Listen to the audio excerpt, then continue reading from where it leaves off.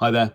I was asked by one of my subscribers to do a quick video on the Lowe HF-150. So here it is.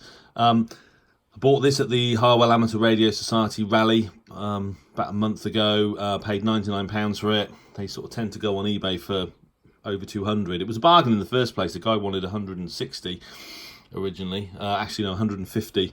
But I had 99 quid left on me basically, and he took it on the basis that he thought it was going to go to a good home, which was very nice of him. You've seen some of the videos. It's a really excellent receiver. It's a tabletop, but also runs on batteries.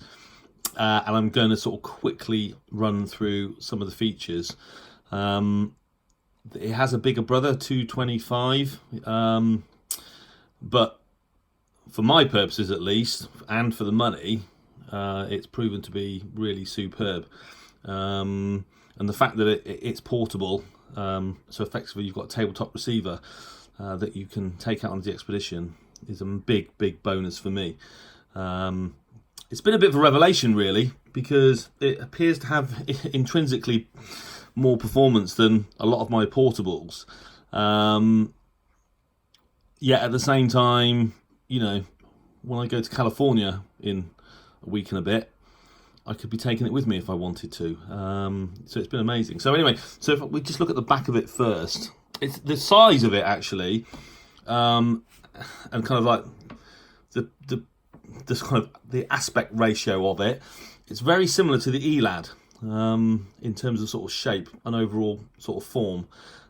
It's like a little box. Metal, and the cabinet's metal. The whole thing's very solid, very simple operation. But if we look at the back first,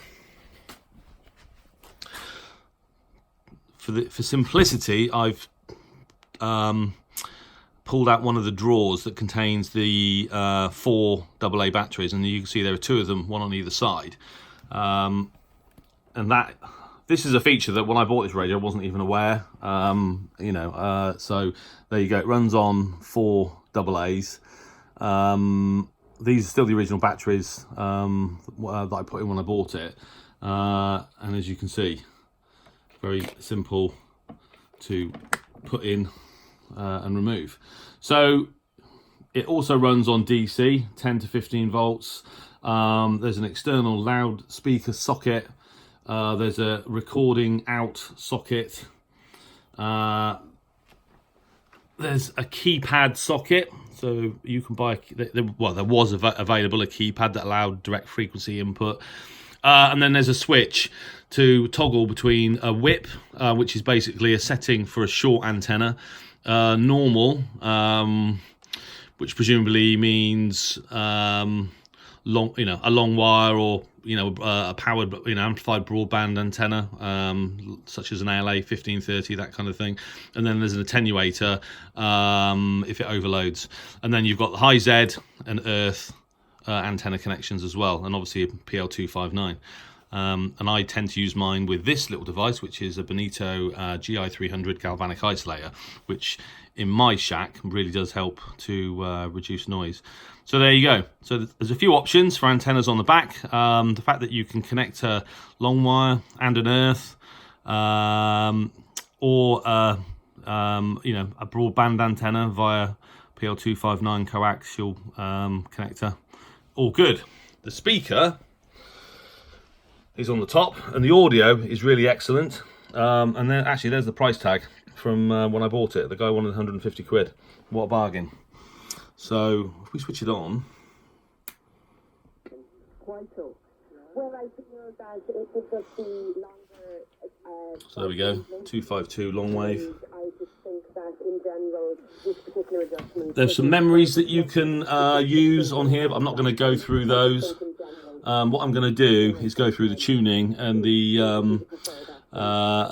various receiving modes. So right now we're in AN, which is AM narrow, and if I want to toggle up or down, I can go upper sideband,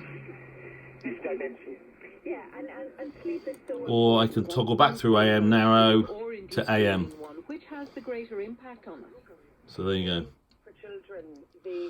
Now, in terms of actual receiving modes, there are several. So we've got AM, and that AM has a filter width of 7 kilohertz. In fact, I've got a list here because I couldn't remember them all. And then AM narrow has a filter bandwidth of 2.5 kilohertz, and you can hear. That's a very useful setting for listening to long wave beacons.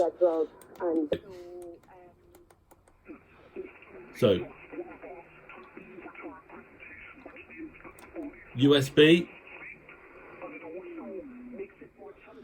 also has a filter bandwidth of 2.5 kilohertz. Same for LSB.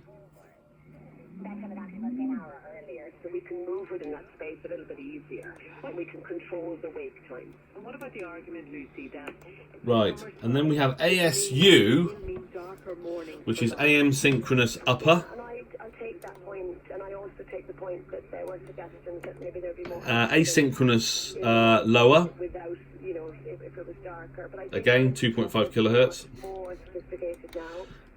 Right, this is asynchronous fidelity, ASF.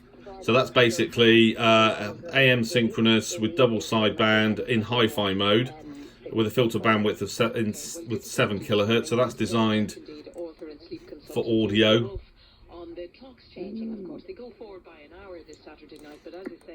And then we've got the standard AM sync double sideband. Again, that is 7 kilohertz bandwidth. And the thing with this radio is that the AM sync actually works, and you can set it, and the signal will pop out of the noise when it locks. But then also, if the fading becomes too much, it will also drop the signal. So there you go. And then in terms of tuning. So the tuning wheel is really, really smooth, but you can go fast tuning, and then you can literally go from long wave to medium wave to 120 meters, and then just keep going. So basically, you can go from long wave, 150 kilohertz, 200 kilohertz, all the way to 15 megahertz. Very, very quickly with the fast tune mode. Motorist, planning on driving your Irish registered vehicle in North. So this on shortwave. Let's try. I don't know if we're going to hear anything on shortwave. It's possible.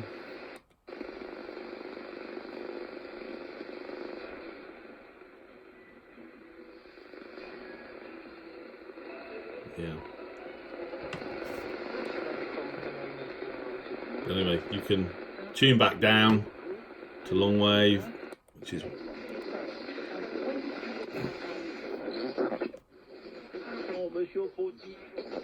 isolated gesture. So there you go. That's roughly how you operate this radio. It's very simple to operate. It's